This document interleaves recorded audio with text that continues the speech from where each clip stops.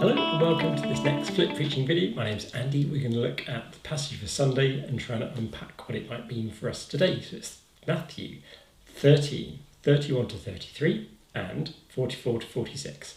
So it's a series of 4 very short little parables, and they kind of work together in a pair and another pair. But I'm going to focus really on the first pair because I think it's got some good news for us today, where we are globally. So the parables use the example of a mustard seed and yeast. And both of these have got a couple of things in common, which I think are really interesting. They both start with very small beginnings and end up with very big, impressive endings. Okay, so to start with, we have let's do the mustard seed first. So mustard is a tiny seed planted in an enormous field. Gets lost, you don't notice it's there, but it's there growing. And once you start it, you can't stop it. And it says that the mustard seed will grow into a tree, which is stretching biology a bit, but it grows into a tree where all the birds of the air will make their nest. And the yeast, start off with this tiny thing, and it spreads through, it says 3 measures of flour, which is like 15 bags of flour, huge amount of flour. It spreads through all of it, making it good to bake and provide bread for people. So God's work, God's kingdom work, now appears invisible. It's saying we don't notice it now, but one day we will. We're in the kind of early, just planted the seed. The yeast is just mixing, hasn't started to do its thing yet. But although God's work in the world is invisible, one day we're assured that it will be good, abundant, homely for everybody. That's the first bit of good news in this. The second thing I wanted to point out is the oddness of mustard seed and yeast as analogies for the kingdom of God, because they were both quite negative things. They were both symbols of negativity rather than positivity. So some examples of that. In 1 Corinthians 5:6, which is on the sheet too, Paul quotes a proverb, like an everyday saying, we think, which is probably what Jesus was using as well for his inspiration. Paul said, "Do you not know that a little yeast leavens the whole batch of dough?" That seemed to be an expression at the time, that a little bit of yeast spreads wildly through all of the dough. But the thing is, Paul was using it in its normal sense, as in something bad. He's talking about the yeast representing malice and evil, not the kingdom of God. So Jesus, using yeast, he's taken this existing expression, but he's flipped it, he's redeemed it. He's taken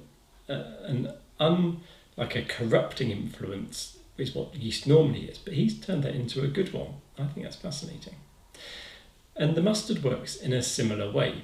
I've got a little quotation here from Pliny the Elder, who was a Roman scholar who wrote a book called Natural History around about the time, well, after the time Jesus was around, but in the early church time. And he said that once mustard has been sown, it's scarcely possible to get free of it. Once you put it in the ground, there's no going back. And it was apparently forbidden to plant mustard in your garden in those days because it would quickly take over your garden and everyone else's garden nearby. Mustard is kind of relentless. Once it's planted, it's such a pest, it just goes and goes and goes. It's an invasive species like Japanese knotweed, the Japanese knotweed of its day. And that's what Jesus uses as an example, this kind of pesky weed for what the kingdom of heaven is like. I think that's really funny. The other 2 passages on here from Daniel and Ezekiel both use this phrase, the birds of the air make their nest in a tree, and it's fascinating what they do. In Daniel, this is the king of Babylon, who was the power that captured the Israelites and took them away into their exile. And he has a vision that his kingdom is like a tree that's amazingly tall, centre of the earth, full of branches and foliage and fruit, and the birds make their nest in it. But the vision goes on that an angel says, cut down the tree and chop off the branches. The birds will flee. this is a prophetic message that one day the kingdom of Babylon will fall. And Babylon was very much used as a symbol of Rome in the time of Jesus. So the systems of oppression and domination which are around us will one day fall. And the same true in Ezekiel. It talks about God taking a little cutting off of a tall cedar tree and planting it, and that growing into a new tree. It says towards the end, I bring low the high tree. This is the tree of Egypt in this case. I bring low the high tree and I make high the low tree. God reverses the way things are.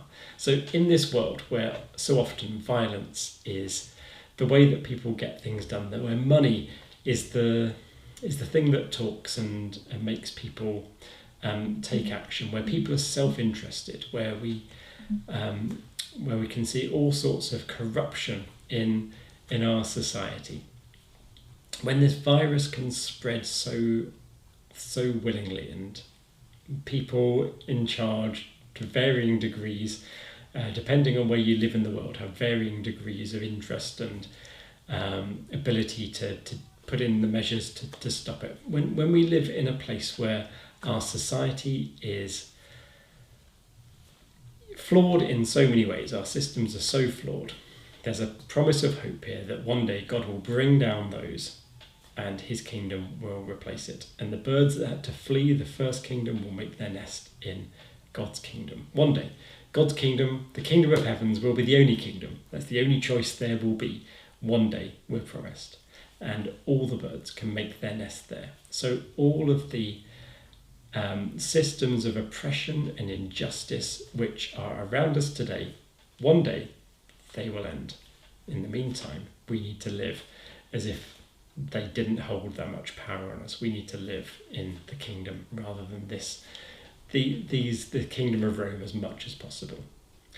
Kingdom of Rome, we don't live in the kingdom of Rome, you know what I mean. We need to not think that we are children of this way of being, where money and violence and power are the things that are impressive. We're children of the kingdom of God, which has a completely different set of values. And one day, everyone will be in that kingdom. Okay, I hope that makes sense, some of the background behind that passage. The parables are meant to be provocative and let you sort of play with your imagination a bit. So I wonder what you think about this parable, the mustard seed and the yeast. What does it mean for you? Okay, thanks for watching. See you next time. Bye-bye.